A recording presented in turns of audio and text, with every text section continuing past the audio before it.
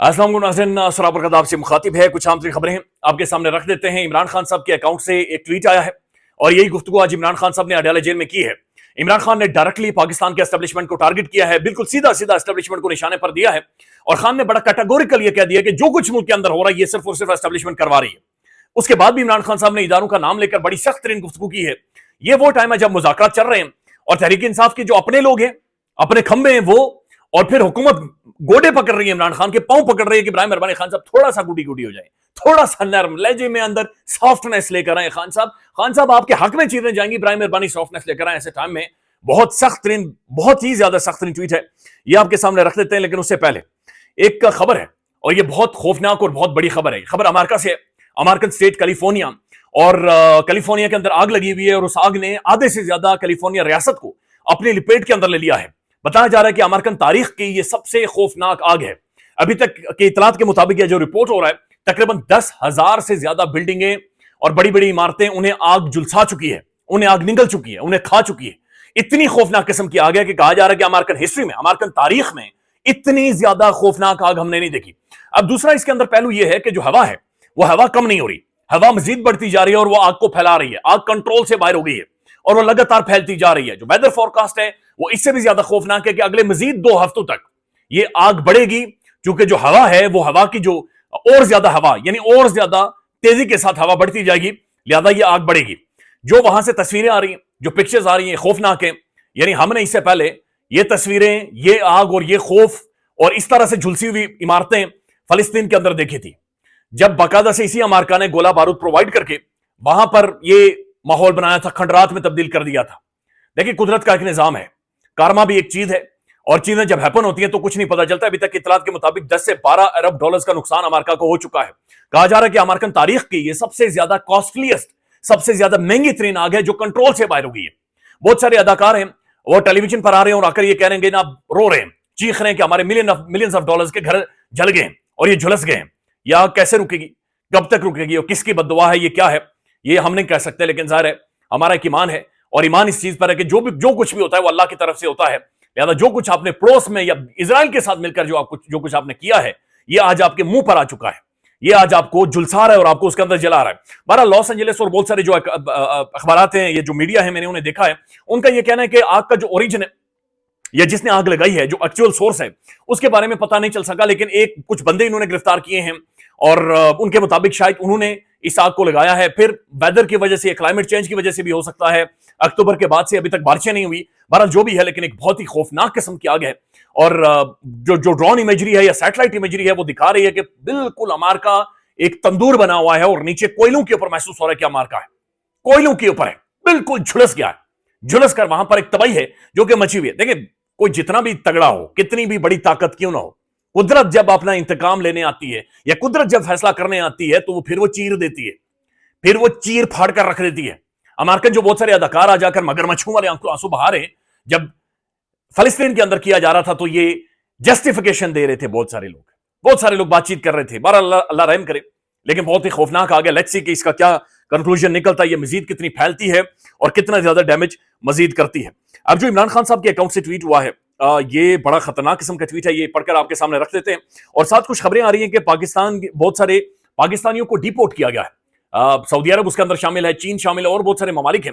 अब डिपोर्ट क्यों किया गया है, इसकी जो वजह है वो भिखारीपन है, वो भीख मांगना है, यानी वो दुनिया भर में जाकर भीख मांगते रहे। अब मुझे नहीं समझ आती कि क्या ज़हनियत पाकिस्तानियों की इस हुक्मरान जमात ने बना दी है या हुक्मरान ने बना दी है, ये दुनिया भर में जाते हैं इंस्टेड के ये एक जदीद स्किल्स का इस्तेमाल करें, ये वहां पर जाकर सबसे आसान काम है, टेढ़े होकर खड़े हो जाते हैं और जो भी बंदा अल्लाह के नाम पर, फलाने के नाम पर, अम्मी बीमार है, अब्बा बीमार है, घर सड़ गया है, मस्जिद के लिए चंदा देना है, लिहाजा इब्राहिम मेहरबानी हमें दे दें, मदरसों के बच्चों के लिए देना है, लिहाजा दुनिया भर में पकड़े जाते हैं और भीख मांगते हुए नजर आते हैं। इमरान खान साहब की अडाला जेल में वकला और मीडिया से गुफ्तगू, ये खान साहब के अकाउंट से आया है। मुज़ाकरात के हवाले से गैर संजीदगी का अंदाजा इस बात से लगाया जा सकता है कि मुज़ाकराती कमेटी से मेरी मीटिंग तक नहीं करवाई जा रही। ऐसा लगता है जैसे मुज़ाकरात का मकसद सिर्फ और सिर्फ वक्त का ज़िया है, यानी टाइम ज़ाया करना है, ताकि 26 नवंबर के इस्लामाबाद कत्लेआम पर अवामी रिएक्शन को कम किया जा सके। ये बात ध्यान में रखें, मैं इससे पहली वाली वीडियोज में भी बता चुका हूं कि इमरान खान 26 नवंबर से एक कदम, एक इंच आगे नहीं जा रहा। वो कह रहा है कि मेरी जिंदगी का अब जो हासिल है, सारी पॉलिटिक्स का जो हासिल है, वो 26 नवंबर का आपने खुलासा करना है کہ یہ آپ نے کیا کیا تھا، یہ اس طرح سے نہیں معاف کیا جا سکتا، یہ نہیں چھوڑا جا سکتا۔ عمران خان نے کہا کہ 26 نومبر کو پرامن شہریوں کا قتل عام کیا گیا ہے، ان کو سیدھی گولیاں ماری گئی ہیں، ڈی چوک کو خون سے باقاعدے سے نہلایا گیا ہے، ہمارے کئی افراد اب تک لاپتہ ہیں۔ کسی بھی مہذب معاشرے میں ایسا واقعہ ہونے کے بعد گولیاں چلانے والے انجام تک پہنچ جاتے ہیں، لیکن یہ حکومت ابھی تک ایک جوڈیشل کمیشن تک نہیں بنا سکی۔ جوڈیشل کمیشن کی حیثیت تھرڈ امپائر کی ہوتی ہے، اور صرف ایک غیر جانبدار کمیشن ہی 26 نومبر اور 9 مئی کے شہداء کو انصاف دلوا سکتا ہے۔ اگر اس قتل عام کو دبا دیا گیا تو پاکستان میں کسی کا جان و مال محفوظ نہیں ہوگا۔ اب یہ ایک سٹیٹسمین بات کر رہا ہے، یہ ایک وہ بندہ بات چیت کر رہا ہے جو دیوار کے پرے دیکھ سکتا ہے۔ اس کا یہ کہنا ہے کہ آج ٹھیک ہے ہم مارے گئے ہیں، آج پی ٹی آئی ماری گئی ہے، لیکن اگر یہ چیز آپ نے اس طرح سے جانے دی جو کل نہ نون لیگ بچے گی، نہ پی ٹی آئی بچے گی، نہ کسان بچیں گے، نہ پیپلز پارٹی بچے گی، نہ عام لوگ بچیں گے، نہ طلبہ بچیں گے، سب مارے جائیں گے۔ میرا واضح پیغام ہے، اگر مذاکراتی عمل کو لے کر حکومت یوں ہی غیر سنجیدہ رہی اور جوڈیشل کمیشن نہ بنایا تو مذاکرات کو اگلی میٹنگ کے بعد روک دیا جائے گا، اگلی میٹنگ کے بعد روک دیا جائے گا۔ اب آگے سنیں جو سخت ترین گفتگو عمران خان صاحب کا۔ 9 مئی کا فالس فلیگ آپریشن بھی اسٹیبلشمنٹ کی جانب سے ہی کیا گیا تھا۔ عمران خان پھر سے کہہ رہے ہیں کہ 9 مئی ہم نے نہیں کیا بلکہ پاکستانی اسٹیبلشمنٹ نے کیا تھا۔ اس روز چوکیوں سے فوج اور پولیس ہٹا کر خود ہی آگ لگائی گئی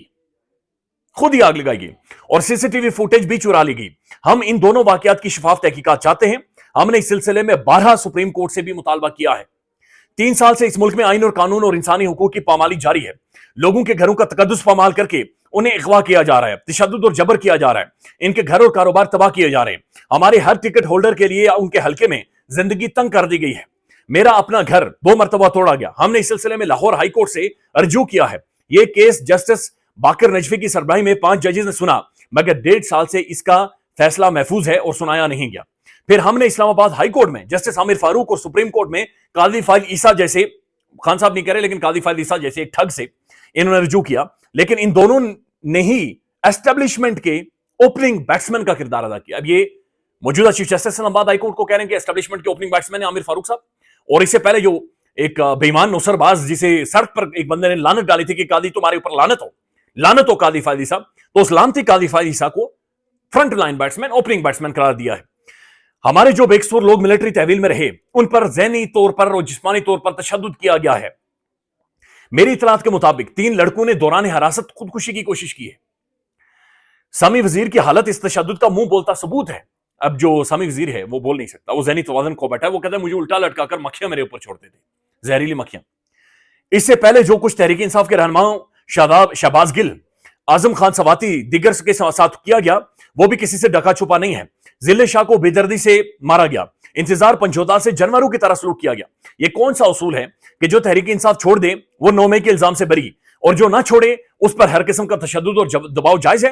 ہمیں پاکستانی نظام عدل سے بار بار رجوع کرنے کے باوجود بھی انصاف نہیں مل رہا، جس کے بعد ہمارے پاس بین الاقوامی فورم پر، اب یہ خان بتا رہا ہے کہ کیوں ہم انٹرنیشنلی اوورسیز پاکستانی سے درخواست کر رہے ہیں کہ برائے مہربانی آپ ہی ہمیں بچائیں، وہ کہہ رہے ہیں ہمیں انصاف ہی نہیں ملتا کسی بھی فورم پر، اس کے علاوہ کوئی راستہ نہیں بچا۔ پاکستان کی حکومت انسانی حقوق کو لے کر بین الاقوامی قوانین اور معاہدوں کی پابند ہے۔ میں نے وکلاء کو ہدایت کی ہے کہ ان معاملات کو عالمی فورم پر اٹھایا جائے اور پاکستان میں جاری انسانی حقوق کی خلاف ورزیوں پر اپنی آواز دنیا تک پہنچائیں۔ میرا اوورسیز پاکستانیوں کو بھی یہی پیغام ہے کہ پاکستان میں جمہوریت اور انسانی حقوق کا خاتمہ کر لیا گیا ہے، یہاں پر جنگل کا قانون نافذ ہے، اس لیے آپ کی جانب سے ترسیلات زر کا بائیکاٹ بہت اہم ہے۔ اوورسیز کو خان کہہ رہے ہیں کہ پیسے نہیں بھیجنے، دھمڑی نہیں بھیجنی۔ پاکستان میں مقیم آپ کے پیاروں کو بھی وہی حقوق حاصل ہونے چاہیے جو آپ کو بیرون ملک حاصل ہے۔ جب تک ایجنسیوں کو ایک سیاسی جماعت کو کچلنے پر لگایا گیا ہے، پھر دہشت گردوں سے کون لڑے گا؟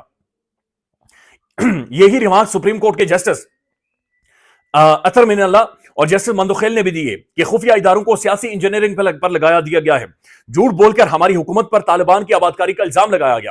ابھی ISPR کی طرف انہوں نے اشارہ کیا ہے۔ ہماری حکومت کے دوران بلکہ حکومت خاتمے کے 1 سال بعد تک بھی دہشت گردوں نے سر نہیں اٹھایا تھا۔ یہ سب کچھ انہی کا قصور ہے جو بلوچستان کے حالات کے ذمہ دار ہیں۔ It's very serious now۔ ان تمام تجربات کی بدولت پاکستان میں معیشت کا حال بدترین ہے۔ ورلڈ بینک کی حالیہ رپورٹ کے مطابق مزید 1,30,00,000 افراد غربت کی لکیر سے نیچے جا چکے ہیں۔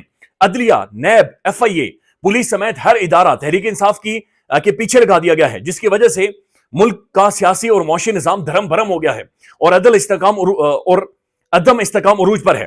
جب تک سیاسی عدم استحکام رہے گا، گروتھ ریٹ 0 ہوگا۔ یہ سب 10 سالہ امریت کے منصوبے کو مضبوط کرنے کے لیے کیا گیا ہے. یعنی کوئی ہے جو 10 سال رہنا چاہتا ہے, کوئی ہے جو اپنا کنٹرول 10 سالوں تک قائم رکھنا چاہتا ہے. جو بھی اصلاح قانونیت کا ساتھ دیتا ہے اس کی اربوں کی چوری معاف کر دی جاتی ہے. پاکستان کی تاریخ میں کسی لیڈر پر 280 کیسز نہیں بنائے گی. ایسا صرف جنرل یحییٰ خان نے مجیب الرحمان کے ساتھ کیا جو میرے ساتھ کیا جا رہا ہے. اب خان نے اپنے آپ کو کہہ دیا کہ وہی کام جو اس وقت کے ڈکٹیٹر نے, جنرل یحییٰ نے شیخ مجیب الرحمان کے ساتھ کیا تھا, وہی کچھ میرے ساتھ کیا جا رہا ہے. تو یہ بڑا سخت ترین ٹویٹ ہے, اور عمران خان صاحب کہہ رہے ہیں کہ جناب یہ اسٹیبلشمنٹ نے کیا ہے, ان کی جانب سے باقاعدہ سے کروایا گیا ہے, اور ہم کب سے یہ کہہ رہے ہیں کہ جناب اس کے اوپر جوڈیشل کمیشن بنا دیں. اور فارل سوشل میڈیا پر لوگ ابھی بھی شغل لگا رہے ہیں کہ جو کیلیفورنیا میں آگ لگی ہوئی ہے اس کی ذمہ دار بھی شاید تحریک انصاف کو ہی یہاں پر کوئی نہ قرار دے دے. خیال رکھیے گا, اپڈیٹ کریں گے. اللہ حافظ.